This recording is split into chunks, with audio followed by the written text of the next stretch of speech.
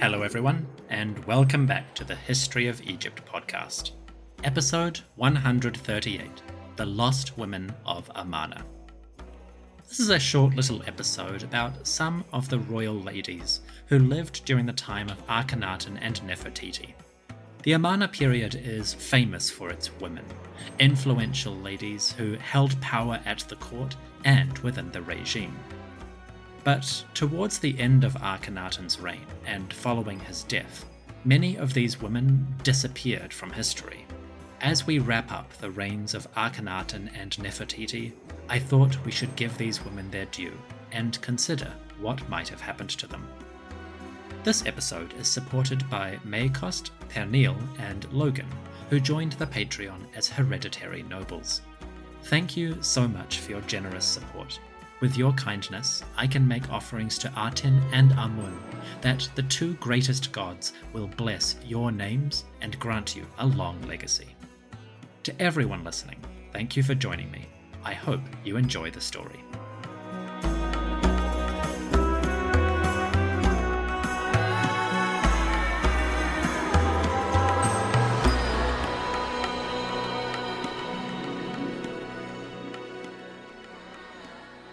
By the time Akhenaten died, the Egyptian court had two women with supreme political power.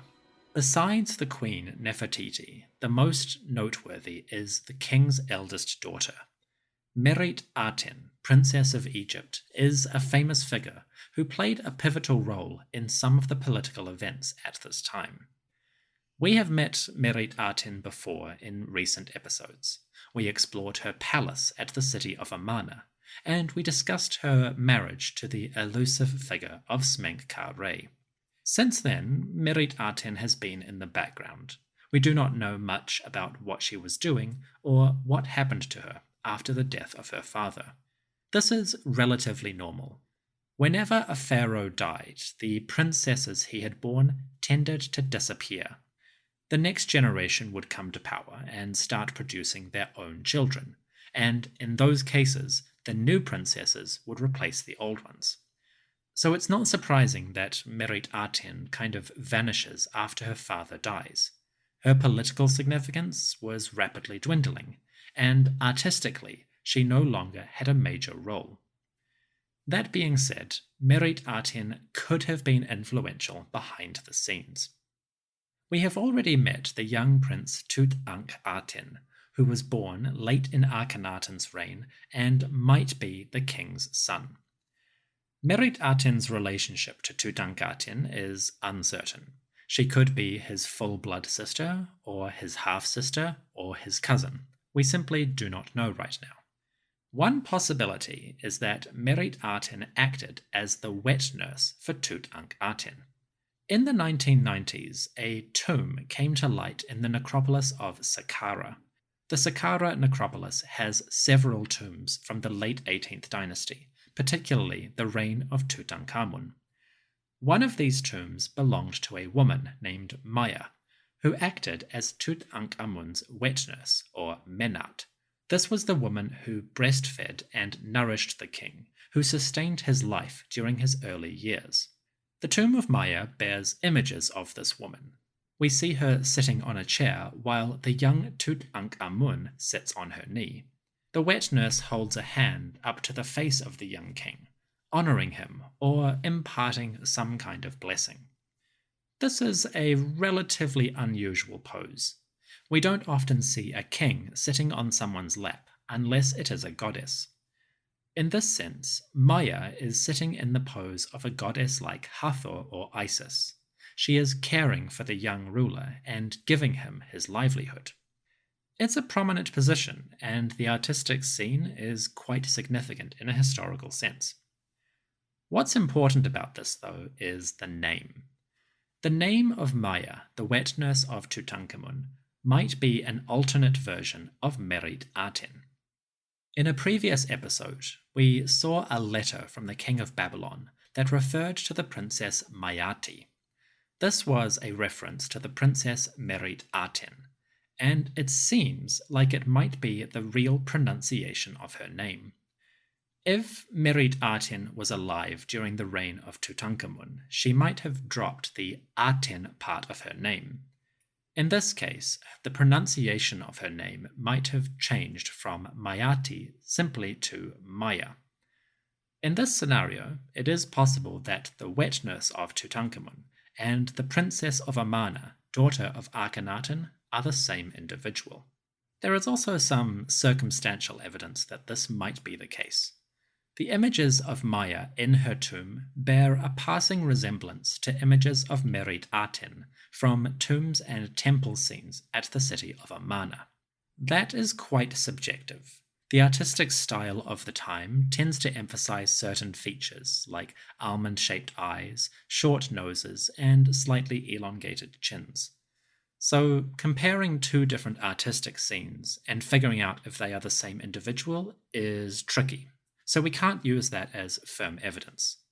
Additionally, although Meritaten's name might have been pronounced Mayati, the hieroglyphic spelling was still Meritaten. So Meritaten and Maya are spelled in different ways. If the two women are the same person, we have to explain that.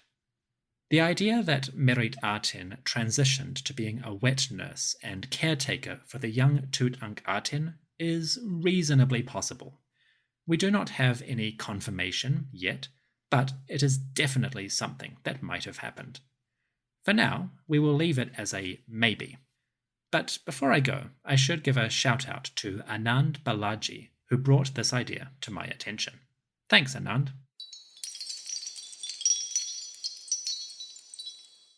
The second prominent woman of Akhenaten's court is Kiya. Kiya, the Hemet Nesut, or king's wife, was a favoured consort of the great king during the early part of his reign. Kiya enjoyed a privileged position at the city of Amarna. She had her own temple/pleasure resort called the Meritaten, and references to Kiya in the city itself suggest that she enjoyed a lot of status.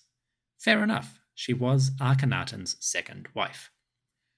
But Kiya vanishes roughly around year 12 to 16 of Akhenaten. Images of the queen dry up, and references to her in text also vanish. Likewise, around this time, the monuments that belonged to Kiya, the Meritaten specifically, were taken away and given to someone else. Hieroglyphic texts from the Meritaten show that the names of Kiya were chiseled away and replaced with none other than Meritaten. In other words, sometime late in Akhenaten's reign, the king's wife Kiya lost some of her status and prestige. We are not sure what happened. It's possible that she died and Meritaten replaced her as the second most important woman of the court. Alternatively, Kiya may have fallen from Akhenaten's favour. Perhaps she was exiled from the court or discharged in some other circumstance. We really do not know.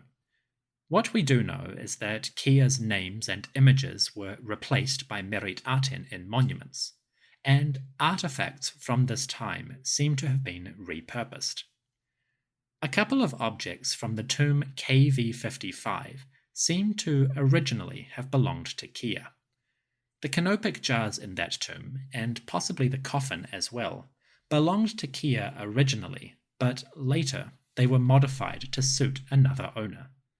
We covered this in a previous episode, but long story short, funerary objects for Kiya might have been reused by someone else around the time that she disappeared. So Kiya was in an interesting position. She enjoyed a period of favour and prestige as Akhenaten's second wife. But at some point she lost favour or died, and she was replaced in the official hierarchy of the reign. We still do not know what happened to Kiya. The safest bet is that she died, and with her passing, the power vacuum that resulted was filled by Meritaten. Whatever happened, her burial equipment was apparently borrowed or reused for someone else. That might suggest that she lost favour rather than dying. Taking someone's burial equipment, denying them the proper tools, seems like a harsh thing to do if that person is still in your good graces. If Kiya had lost influence, then repurposing her funerary goods might seem more reasonable. It's hard to say, and for now, I do not have an answer.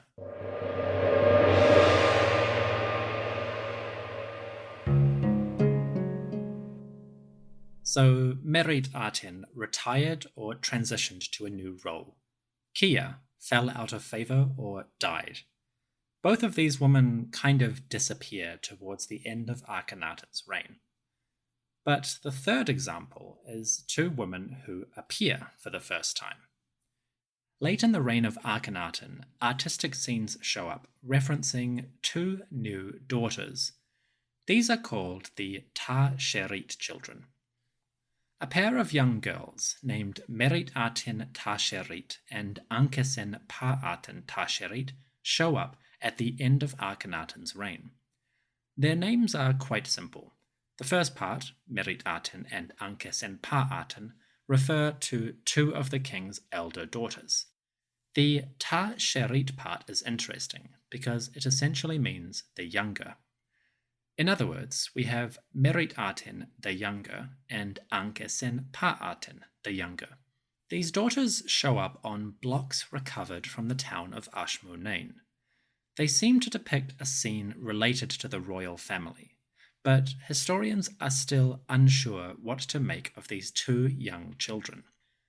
Meritaten Tasherit and Ankesen Pa'aten Tasherit are referred to as king's daughters, but it's not exactly clear which king they belong to.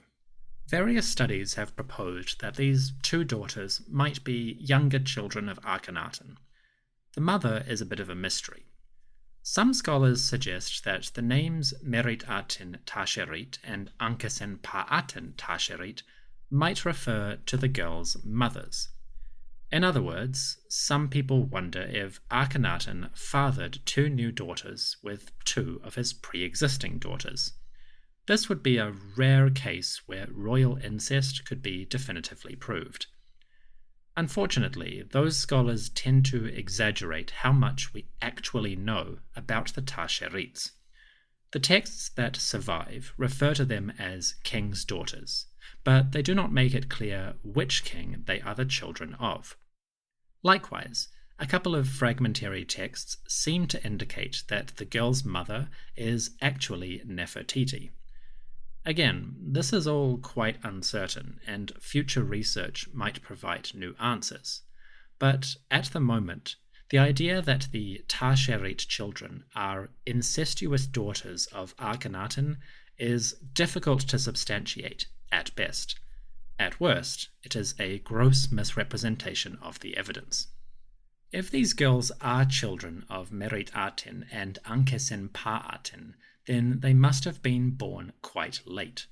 Meritaten was born somewhere around year 3 of Akhenaten, and Ankesen Pa'aten was born around years 5, 6, or even 7. In other words, both girls would only have reached childbearing age in the very last years of Akhenaten, or even later in the case of Ankesen Pa'aten. That makes it extremely unlikely that they are Akhenaten's children. More likely, they would be the children of Smenkhkare, that elusive male who shows up briefly late in Akhenaten's reign. Alternatively, they may be children from Nefertiti, fathered by Akhenaten in a sort of last gasp, if you will. The third interpretation for these children is that they did not actually exist. Egyptologist Marc Gabolde, who studied these girls in detail, concluded that there's a reasonably good chance they are a political or artistic fiction.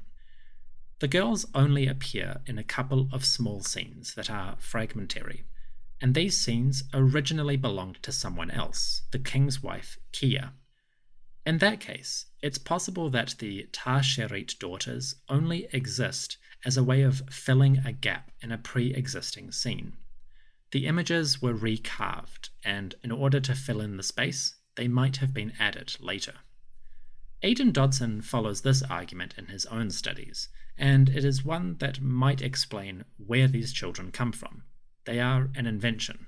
That seems a little bit strange, and I'm not entirely sure I buy it, but it's worth considering. Popular writers have made a big deal of these Tasherit children, but when you drill down to it, we actually know very little about who they are, where they came from, or if they even existed. So the younger princesses might be real, they might be fictional. If they are real, they are probably the children of Nefertiti, or maybe Meritaten. They might be daughters of Akhenaten or of Smenkhkare. Bearing in mind the problems with this evidence and how these girls fit in chronologically, it is hard to say whether the Tasherit daughters ever actually existed. If they did, their parents are still a question mark.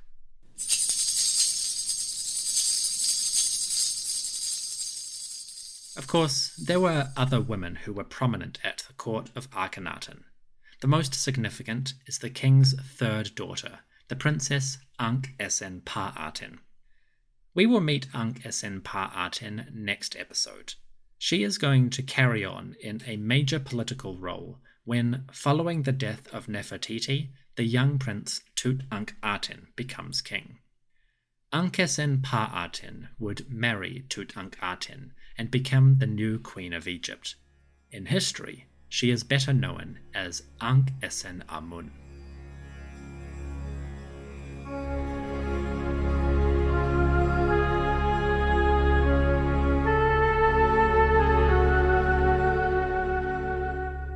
These are the lost women of the late Amarna period.